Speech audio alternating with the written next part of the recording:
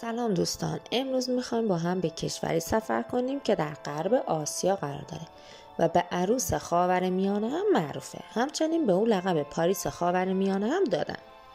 کشوری با تنوع فرهنگی و مذهبی، جلوه‌های پربار موسیقی و آشپزی و تاریخی باشکوه. کشوری که در واضعی بین جهان عرب و اروپاست. کشوری که در اونجا سرگرمی تمومی نداره و مردمش آزادی دارند و محدودیتی ندارن. بله، درست حد زدید. توی این ویدیو میخوام در مورد کشور لبنان حرف بزنم. از آداب و رسوم مردم این کشور تا مکانهای گردشگری اون. پس تا آخر این ویدیو همراه من باشید. قبل از اینکه ویدیو رو شروع کنیم، برای حمایت از ما ویدیو لایک کنیم و کانال دانستنی های جذاب را سابسکرایب کنیم. بریم سراغ ویدیو.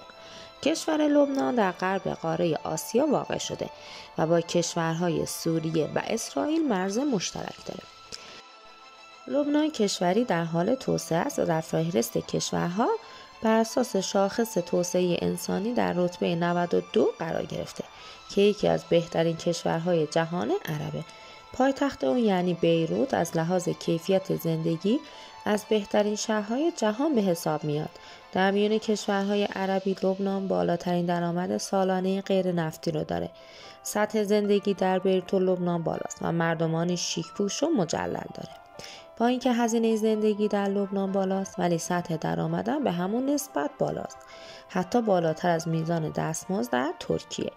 کشور لبنان آب و هوای مدیترانه‌ای داره و در زمستون‌ها هوای سرد و بارانی و در تابستون‌ها گرم و شرجیه. در مناطق بلندتر هم مثل کوهستان‌ها زمستون‌ها با بارش برف همراهه و دمای هوا به زیر صفر میرسه. بخش‌های دیگه آب و هوایی گرم و خوش داره. لبنان دارای 6 تا استانه و در سالهای اخیر مردم بسیاری به زندگی شهرنشینی روی آوردن، به ویژه شهر بیروت که بیشتر از نیمی از جمعیت لبنان در اون زندگی میکنه. جمعیت کشور لبنان 5,296,814 نفره و مساحت اون 10,452 کیلومتر مربع. همچنین در حدود 16 میلیون نفر لبنانی در سرتاسر دنیا زندگی میکنند که بیشتر اونها در کشورهای آرژانتین و استرالیا، کانادا و فرانسه و آمریکا زندگی میکنند. زبان رسمی مردم لبنان عربیه، اما هر کدوم از اقلیم‌های لبنان به زبان و لهجه خودشون صحبت میکنند. البته از اونجایی که گردشگران زیادی به این کشور سفر میکنند، اکثر جوانان به زبان انگلیسی هم تسلط دارند.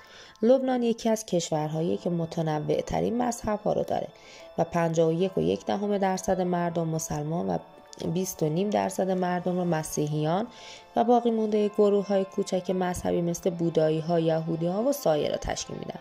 کشور لبنان یکی از اولین مناطقیه که مفهوم تمدن از اونجا شکل گرفته. در خاک این کشور در کنار فینیقی‌ها قومی دریانورد و بازرگان بودند که آثار بسیار از حکومت‌های بزرگی مشاهده میشه. در تاریخ نزدیک حدود 400 سال این کشور تحت سلطه امپراتوری عثمانی بود تا اینکه بعد از جنگ جهانی اول فرانسه بر این کشور حاکم شد. در سال 1943 لبنان اعلام استقلال کرد. برای حجاب زنان هیچ اجباری وجود نداره و کسی به زندگی کسی کاری نداره. نظام سیاسی این کشور ساختار طایفه‌ای داره.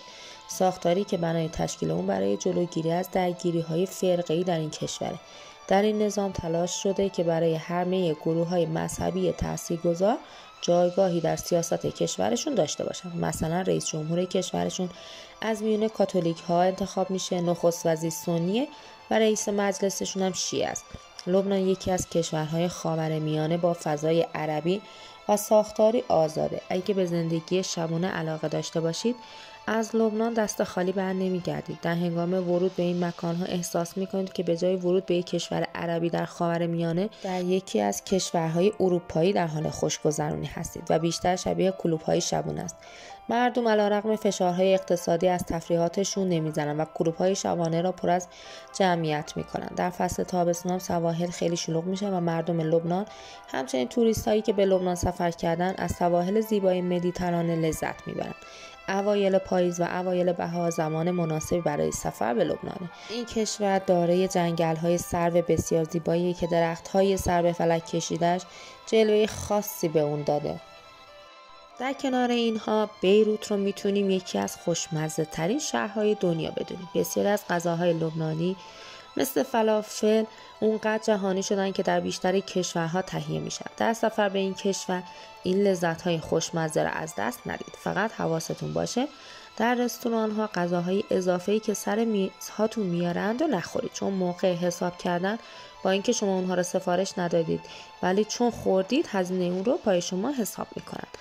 واحد پولی این کشور لیره لبنانه که روز به روز از ارزشش کم میشه. به هنگام سفر به این کشور تصور نکنید که چون این کشور دچار تورم بالایی میتونید سفر ارزونی داشته باشید. قیمت اجناس با سایر کشورها تقریبا برابره.